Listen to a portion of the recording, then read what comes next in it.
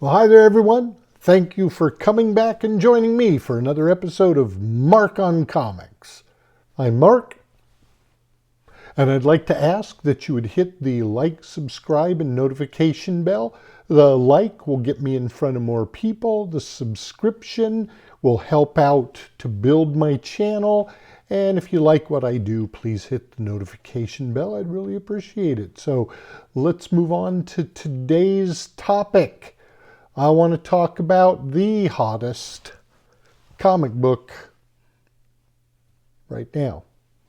I use 3 different areas to look at what's hot, what's not. And those are Go Collect, Cover Price, and Key Collector Comics.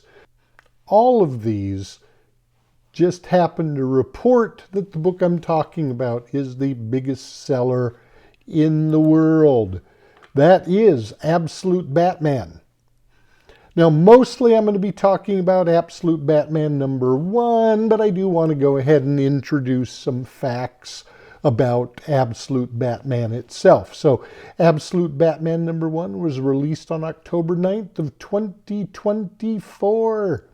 It is written by our friend Scott Snyder, and the majority of the art is by Nick Dragotta. So, really great team, and they are killing it on Absolute Batman. So, Absolute Batman, we are introduced into 24-year-old Bruce Wayne, who just happens to not be a multimillionaire. He's a civil engineer, and he lives in a really modest apartment. So we're introduced to him, and we also get our first look at Alfred Pennyworth. Now, Bruce Wayne, being a civil engineer, he doesn't have a butler. He just has some friends. But Alfred Pennyworth just happens to be tracking Bruce Wayne / Batman, and he is a member of MI6. So issues 1 through 6 have the story arc The Zoo, and where Batman battles the party animal gang, which is led by the Black Mask. In issue number 2, we meet Bruce's childhood circle of friends: Oswald Cobblepot, Edward Nygma, Harvey Dent, and Waylon Jones. So they just happen to all be younger, poor kids from the same neighborhood that Bruce came from.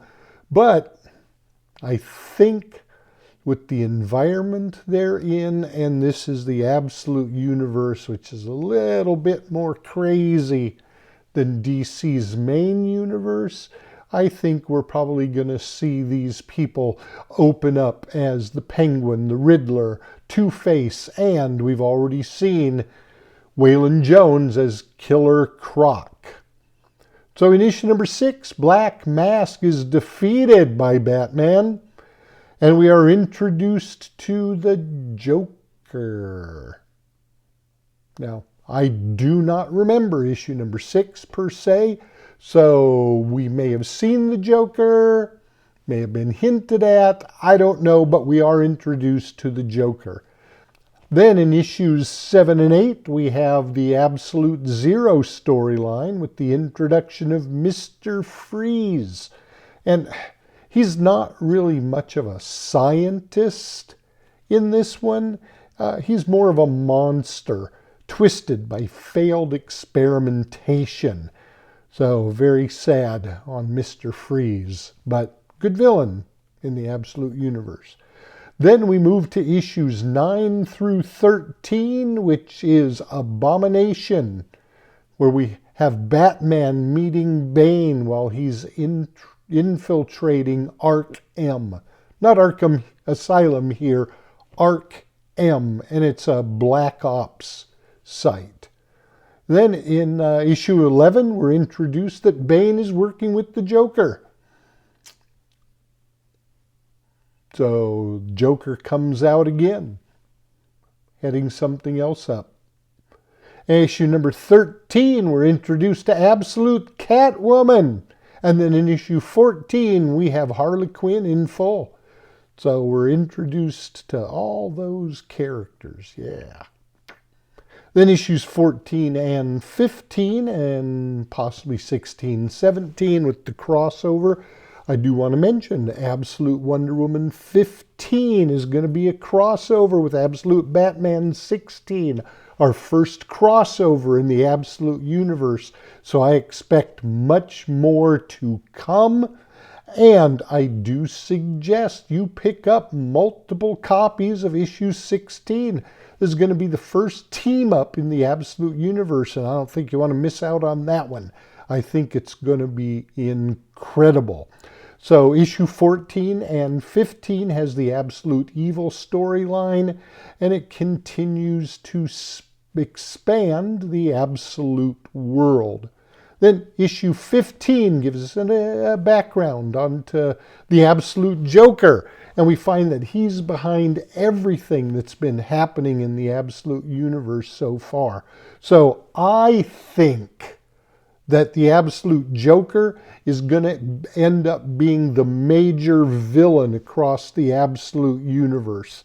I don't know what we might get when we get Absolute Green Arrow, which is forthcoming, and Absolute Catwoman. I don't know if he's going to be involved, but I expect he will eventually be the big baddie of the Absolute Universe.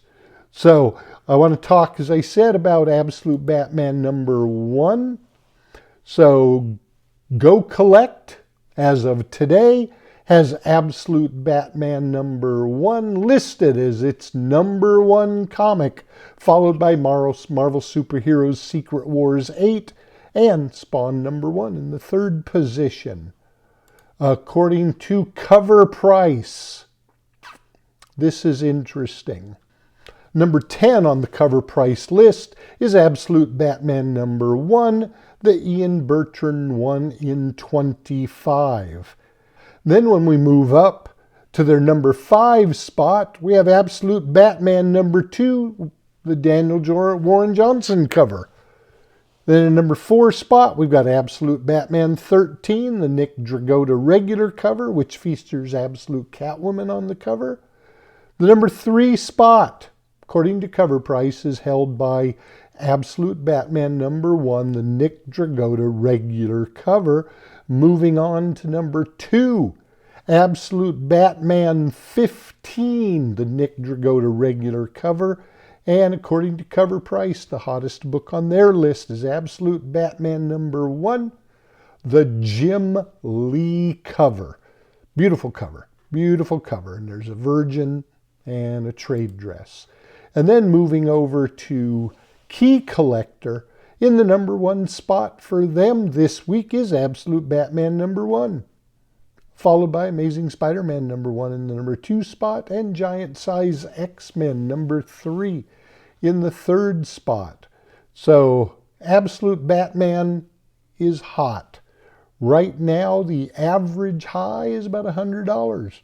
I understand that last week a raw copy went for $200. Not sure where, if that was eBay or one of the other sites. I don't know, but I heard a raw copy went for $200. So Absolute Batman is hot. With the reveal of the Joker, I think it's just going to get hotter. So really, honestly, if you're not reading Absolute Batman, you're missing out. It's one of the best comics out there right now.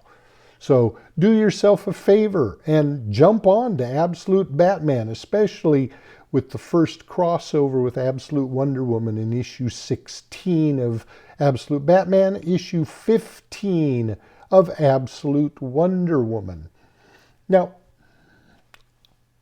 I'm focused on the hotness of Absolute Batman #1. That's just what I'm doing. But I do want to mention Absolute Batman 15, where we're introduced to the Absolute Joker. The story was a good read. I enjoyed the read. It was well told, but I don't like, spoiler, Shut it off if you don't want to hear it. I don't like, well, you probably already know because you've seen it on the cover. I don't like that the absolute Joker is more of a demon or an alien. I don't like that. But let's go with it. Inside the book, he appears out in the streets in human form. Good-looking guy. I can't remember his name right offhand, but I'll mention it again when I get to it. And that's it for now. So thank you for joining me again for another episode of Mark on Comics, and we will see you all next time. Again, hit the like, subscribe, notification bell. I really appreciate it. Thank you, everybody, and bye.